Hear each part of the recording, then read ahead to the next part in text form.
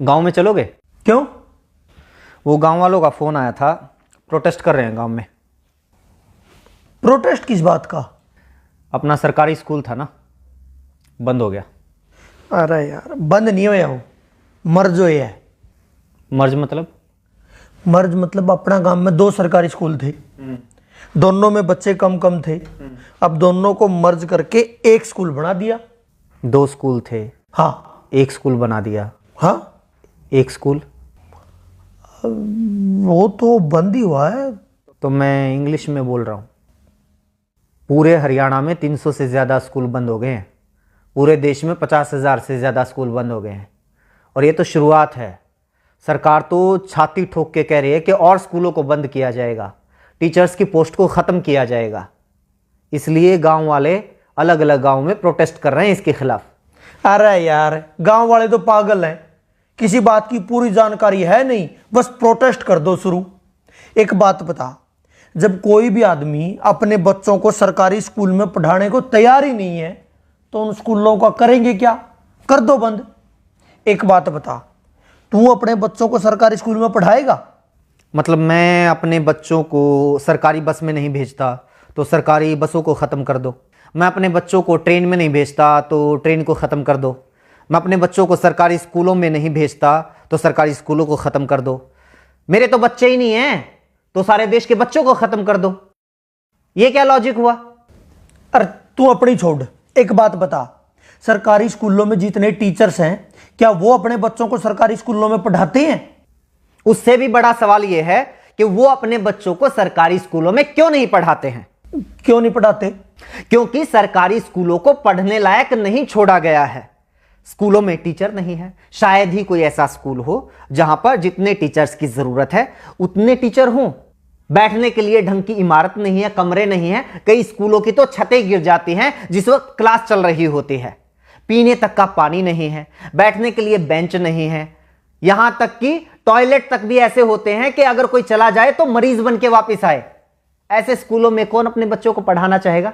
अरे यार ठीक है, सारे स्कूलों में अच्छी व्यवस्था नहीं है, लेकिन बहुत सारे स्कूल ऐसे हैं जिनमें वे सारी व्यवस्थाएं हैं और स्टाफ भी पूरा है।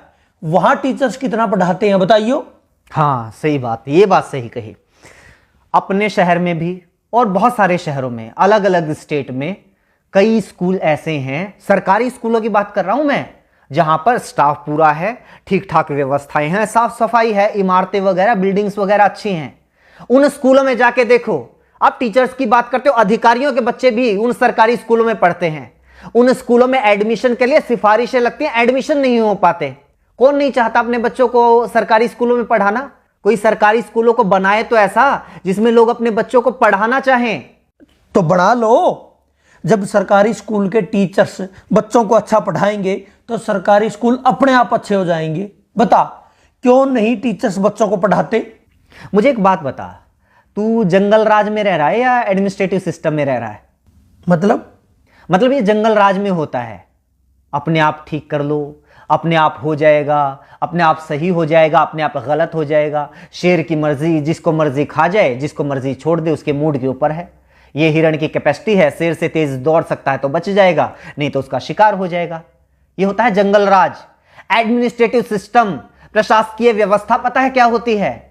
जहां पर कोई जवाबदेही होती है, कोई हायरार्की होती है, कहीं चेक एंड बैलेंसेस होते हैं। प्रशासकीय व्यवस्था पता है क्या कहती है? अगर आप टीचर नियुक्त करते हैं या किसी भी महकमे में कोई भी कर्मचारी नियुक्त करते हैं तो वो अपने आप काम नहीं करेगा, उससे काम करवाना पड़ेगा। इसलिए चेक एंड बैलेंसेस होते हैं, जवाबदेही तय की जाती है। टीचर्स को अगर नियुक्त किया गया है तो वो काम नहीं करेंगे या काम करेंगे, ये देखने के लिए हेडमास्टर या प्रिंसिपल को नियुक्त किया जाता है। और सिस्टम ये मानकर चलता है कि वो प्रिंसिपल भी अपनी मर्जी से काम नहीं करेगा, उसके ऊपर भी बीओ की नियुक्ति होगी और वो भी अपनी मर्जी से काम नहीं करेगा। उसकी जवाबदेही तय करने के लिए डीओ की नियुक्ति होगी। डीओ के ऊपर और अधिकारी होगा, उसके ऊपर और अधिकारी होगा, उसके ऊपर शिक्षा मंत्री होगा और उसके ऊपर मुख्यमंत्री होगा। यानी अगर कोई एक टीचर किसी स्कूल में सही से नहीं पढ़ा रहा है तो ये सिर्फ उस टीचर का फेलियर नहीं है, सिर्फ उसकी गलती, उसकी कमी नहीं है, ये पूरे के पूरे सिस्टम की, शिक्षा मंत्री की, मुख्यमंत्री तक की जिम्मेदारी है। ये पूरा का पूरा सिस्टम जब कोलैप्स होता है तब जाकर कोई कर्मचारी अपना काम सही से नहीं करता है। हद है यार, तुम तो ये कह रहे हो कि मतलब हिंदुस्तान के हरियाणा राज्य के जींद जिले के किसी तहसील के किसी गांव के किसी कोने में बने हुए सरकारी स्कूल में एक अध्यापक पढ़ा नहीं रहा तो उसके लिए जिम्मेदार शिक्षा मंत्री, उसके लिए जिम्मेदार मुख्यमंत्री है। उसका काम ही ये है। अगर शिक्षा मंत्री को यह नहीं पता है कि उसके टीचर्स ढंग से काम कर रहे हैं या नहीं कर रहे हैं, उनकी क्या जरूरतें हैं, क्यों अपना काम सही से नहीं कर पा रहे हैं, क्यों उसके स्कूलों से बच्चे कम हो रहे हैं, तो किसकी जिम्मेदारी होनी चाहिए? किस बात का शिक्षा मंत्री है वो? अगर वो अपने स्कूलों को सही से नहीं चला पा रहा है तो उसको हटाओ नौकरी से, किसी और को लगाओ। और क्या बात करते हो, सरकारी स्कूलों के टीचर्स अपना काम नहीं करते? यही सरकार होती है ना, यही सरकारी कर्मचारी होते हैं जब इन लोगों की ड्यूटी लगा दी जाती है कि जाके पता करो गांव में कितने लोग खुले में शौच करने के लिए जाते हैं। सुबह 4 बजे 5 बजे उठ के बाहर कौन पोटी करने के लिए जा रहा है, उनकी गिनती यही टीचर्स करते हैं। कभी परिवार पहचान पत्र बनाने में ड्यूटी लगा दी जाती है, कभी कावड़ियों की सेवा में लगा दी जाती है, कभी मेले और मंडियों में ड्यूटी लगा दी जाती है, और उन टीचर्स से यही सरकार काम लेती है। वो काम तो बड़े अच्छे से कर देते हैं टीचर्स। पता है क्यों? क्योंकि सरकार टीचर से वो काम करवाना चाहती है, शिद्दत से करवाना चाहती है, इसलिए वो काम करवा लेती है। लेकिन यही सरकार नहीं चाहती कि ये टीचर्स स्कूलों में पढ़ाएं।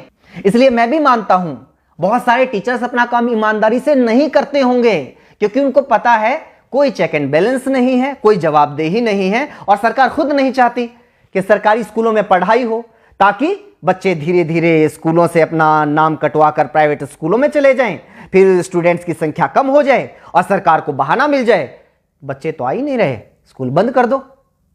ये ज्ञान देने वाले बहुत मिलेंगे। टीचर्स पढ़ाना शुरू कर दो तो स्कूल अपने आप अच्छे हो जाएंगे। लोग रिश्वत लेना बंद कर दो तो अपने आप करप्शन खत्म हो जाएगा। लोग साफ सफाई रखने लग जाएं तो अपने आप स्वच्छता हो जाएगी। लोग प्रदूषण फैलाना बंद कर दें तो अपने आप पर्यावरण अच्छा हो जाएगा। एडमिनिस्ट्रेटिव सिस्टम में लोग अपने आप नहीं करते, सिस्टम तय करता है कि आपको क्या करना है। देश चला रहे हो, यह सत्संग भवन नहीं चल रहा है यहां पे।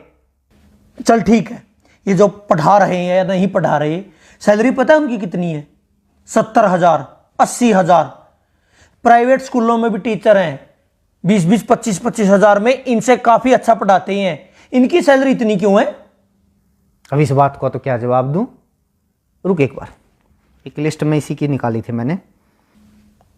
अपने देश में बहुत सारे लोगों को यह लगता है कि टीचर्स की सैलरी बहुत है, लेकिन जो दुनिया के अच्छे अच्छे देश है ना, जहां पर अच्छा एजुकेशन सिस्टम है, लाइफ लिविंग स्टैंडर्ड है, जहां का वीजा लगवाने के लिए दुनिया भर के लोग मरते हैं, उन देशों की बात कर। कनाडा में $1,00,000 सालाना, $1,00,000 सालाना टीचर्स की औसत इनकम है। पता है कितना हुआ? 1,00,000 को 80 से गुणा कर 80 लाख रुपए सालाना। बता महीने की कितनी सैलरी हुई? जर्मनी में 63,000 यूरो, वो भी लगभग 80 रुपए के बराबर है, उसको भी 80 से गुना कर।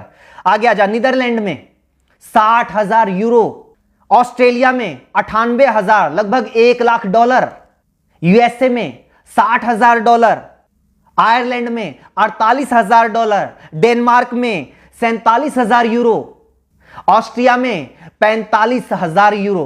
और तुम लोगों को यह लगता है कि हमारे देश में टीचर्स की सैलरी तो पता नहीं बहुत ज्यादा है। प्राइवेट स्कूलों में तो 20,000 में पढ़ा रहे हैं। जब सरकारी स्कूल वालों की 20,000 रुपए सैलरी कर दोगे ना, तो फिर 10,000 वाले आएंगे, वो कहेंगे कि हम 10,000 में पढ़ाने के लिए तैयार हैं। और जब 10,000 सैलरी कर दोगे तो 5,000 वाले आएंगे, और जब 5,000 कर दोगे तो 500 रुपए वाले आएंगे कि हम 500 रुपए में पढ़ाने के लिए तैयार हैं। और जब 500 कर दोगे तो वो लोग भी आएंगे कि जी बस 2 टाइम की रोटी दे देना, हम तो उसी में पढ़ा लेंगे। और जब वो भी कर दोगे तो वो भी आएंगे कि रोटी की भी जरूरत नहीं है, सिर छुपाने के लिए बस छत दे देना तो हम पढ़ा लेंगे। कितना नीचे जाओगे? बनना तो अमेरिका कनाडा है, लेकिन नीतियां तुम्हें सोमालिया जैसी चाहिए। इसीलिए तो हमारे देश के जो अच्छे वैज्ञानिक हैं वो मौका मिलते ही विदेश में कट लेते हैं। अच्छे इंजीनियर विदेश में चले जाते हैं, और अच्छे पढ़ाने वाले भी विदेश में चले जाते हैं।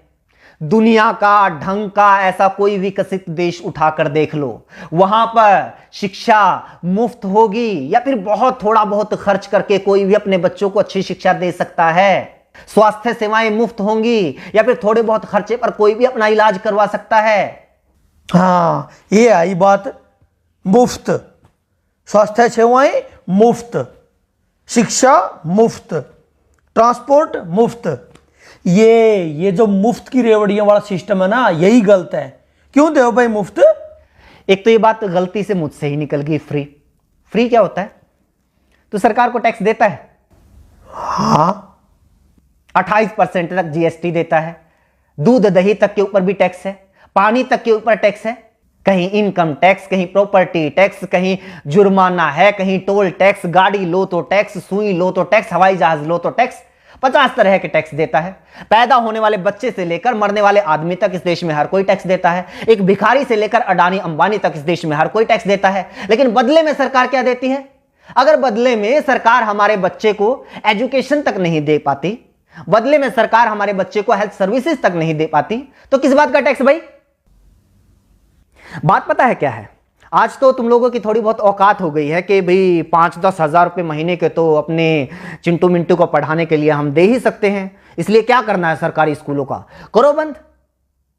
अपने चिंटू मिंटू की चिंता है, लेकिन वो जो मनरेगा के मजदूर हैं वो कहां से लेके आएंगे भाई 5-5, 10-10 हजार रुपए महीने की फीस? उनके बच्चे कहां पढ़ेंगे? मजदूरों के बच्चे, गरीब किसानों के बच्चे, उन लोगों के बच्चे कहां पढ़ेंगे जो लोग दिन में 100 रुपए कमा के लेके आते हैं और 80 रुपए का पौवा पी के सो जाते हैं बीवी को पीट के? वो बच्चे कहां जाएंगे? अगर ऐसी ही सोच कुछ साल पहले और लोगों की होती तो ना तो किसी मल्लाह के बेटे को अब्दुल कलाम देश के राष्ट्रपति बनना था और ना ही किसी चाय बेचने वाले के बेटे को प्रधानमंत्री बनना था। जाके पढ़ लो इन लोगों का इतिहास, जीवनियां। कौन से सेंट जोसेफ कॉन्वेंट स्कूल में पढ़े थे, इन्हीं सरकारी स्कूलों में पढ़ के इतने बड़े लोग बने हैं ये। और कॉन्वेंट स्कूलों में अपने बच्चों को पढ़ाकर चौड़ा होने वालों, याद रखना कुछ सालों के बाद अपने इन्हीं चिंटू मिंटू का नाम सरकारी कॉलेज, सरकारी यूनिवर्सिटी, सरकारी आईआईटी, सरकारी आईएएम, एनआईटी, सरकारी संस्थानों की लिस्ट में ढूंढते हुए मिलोगे। तब तो नहीं कहोगे कि ना हम तो अपने बच्चों को सरकारी यूनिवर्सिटी में नहीं पढ़ाएंगे, सरकारी कॉलेज में नहीं पढ़ाएंगे, हमें तो डीयू में एडमिशन नहीं चाहिए, पीयू में एडमिशन नहीं चाहिए, एमडीयू में केयू में एडमिशन नहीं चाहिए। तब भी पढ़ा लेना अपने बच्चों को प्राइवेट कॉलेज में या फिर प्राइवेट यूनिवर्सिटी में। पता है क्यों? क्योंकि प्राइवेट यूनिवर्सिटी से डिग्री करने वालों को तो मानते भी नहीं लोग कि ये सही डिग्री होगी, क्या पता फर्जी हो। ये रुतबा है आज भी सरकारी संस्थानों का, और कुछ साल पहले तक सरकारी स्कूलों का भी यही रुतबा था। लेकिन धीरे धीरे धीरे धीरे हालात ऐसे कर दिए कि आज सरकारी स्कूलों को बंद करने की मांग वो लोग कर रहे हैं जो खुद सरकारी स्कूलों में पढ़कर यहां तक पहुंचे हैं।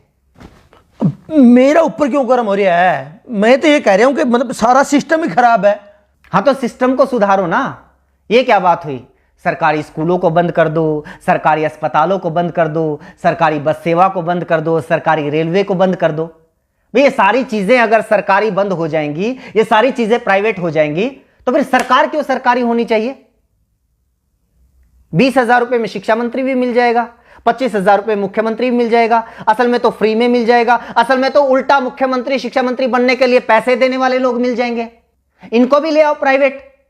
सिस्टम को सुधारने की बात करो ना, टीचर्स को दोष देके नहीं नहीं बंद करो, इनकी ज्यादा सैलरी है। वैसे जितना इनका काम है ना, इनके लिए तो 10,000 भी ज्यादा है। मतलब मेरा चाचा का लड़का है, सुबेरे 8-9 बजे स्कूल में जाना, 2-2:30 बजे वापिस आ जाइए, हैं संडे की छुट्टी, कई बार सैटरडे की भी छुट्टी, फिर होली दिवाली, मतलब छुट्टी छुट्टी पता नहीं कितनी छुट्टी होती हैं। तनख्वाह 60,000 70,000 रुपये। और यहाँ देखो दिन रात मतलब दुकान में काम करा, होली दिवाली कितने बार तो पता नहीं छुट्टी हुआ नहीं हुआ, 9-10 घंटे कम से कम दुकान खोलते हैं, दिन रात मेहनत करते हैं, तब जाके 2 पैसे आते हैं घर में। असली समस्या तो ये है ना, मेरी बुआ का लड़का सरकारी लगा हुआ है, मेरे चाचा का लड़का सरकारी लगा हुआ है, मेरे पड़ोस में सरकारी लगा हुआ है। पूरे मोहल्ले में एक बच्चे को नौकरी मिल जाए तो सारे मोहल्ले में आग लग जाती है। इस जलन का क्या करेंगे भाई साहब? बस लोगों को यह चाहिए कि भी हमारी एक आंख फूटी हुई है तो सामने वाले की दोनों फोड़ दो। और सरकार भी इस बात को बहुत अच्छे से समझ रही है, इसलिए तुम लोगों को बताती रहती है टाइम टाइम पे कि आज हमने किसानों की दोनों आंखें फोड़ दी, आज हमने मुसलमानों की दोनों आंखें फोड़ दी, आज जाटों की फोड़ दी, आज पटेलों की फोड़ दी, आज बैंक वालों की फोड़ दी, और अब ये सरकारी टीचर्स की फोड़ रहे हैं। तुम लोग खुश। लेकिन नागरिक तो उस दिन बनोगे ना, व्यवस्था तो उस दिन सुधरेगी ना, देश तो उस दिन आगे बढ़ेगा ना, जब खड़े होके कहोगे कि जी सामने वाले की जो दोनों आंखें हैं वो सलामत रहनी चाहिए और मेरी एक आंख फूटी हुई है उसका इलाज करवाओ, तब पता चलेगा सरकार क्या करती है।